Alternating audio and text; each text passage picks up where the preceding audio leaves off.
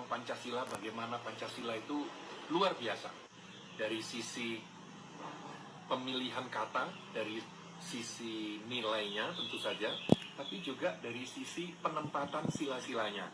Ya, ini pandangan saya sendiri, interpretasi saya sendiri, karena dimulai dari dulu saya suka salah antara sila kedua sama sila keempat, suka tertukar gitu kan.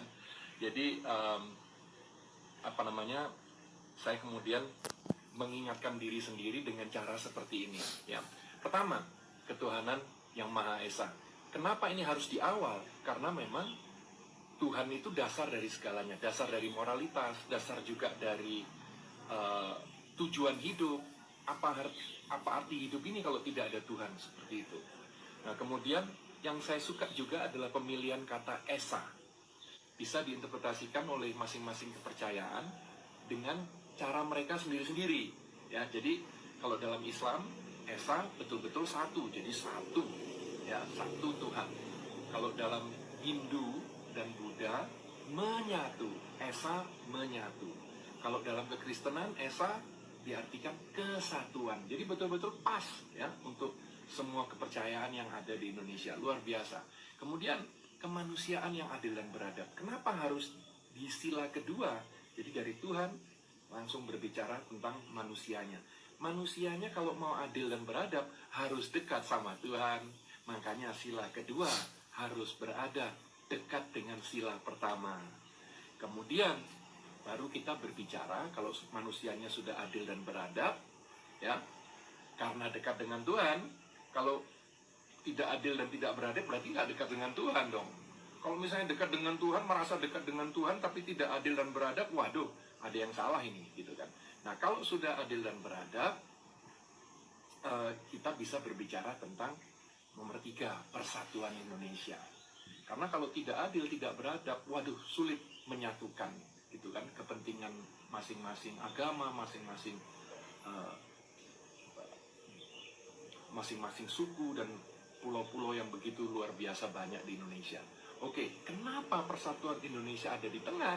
Ya, betul-betul nomor 3 kan, 2 di kiri, 2 di kanan, gitu kan. Karena menyatukan, persatuan Indonesia bukan hanya menyatukan Pancasila, ya, berada di tengah, gitu ya, cocok. Tapi kalau tidak ada persatuan Indonesia, ya tidak ada Indonesia, gitu kan. Jadi menurut saya luar biasa bahwa persatuan Indonesia itu ada di tengah. Dari situlah kita masuk ke sila keempat tentang demokrasi ala Indonesia. Kerakyatan yang dipimpin oleh hikmat kebijaksanaan dalam permusyawaratan perwakilan. Jadi dengan kata lain, demokrasi ala Indonesia yang tidak menyampingkan nilai-nilai leluhur kita, gitu.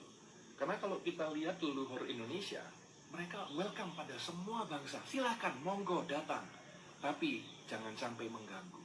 Jadi yang ada di Indonesia itu sebenarnya bukan WNI, WNA, bukan suku A, suku B, suku C, bukan agama A, B, C, D, bukan etnis ini, etnis itu, bukan. Hanya ada 2 sebenarnya.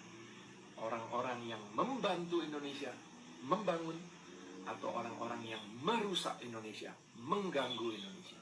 Hanya ada 2 macam orang di Indonesia. Dari situ kita masuk ke sila kelima, keadilan sosial bagi seluruh rakyat Indonesia.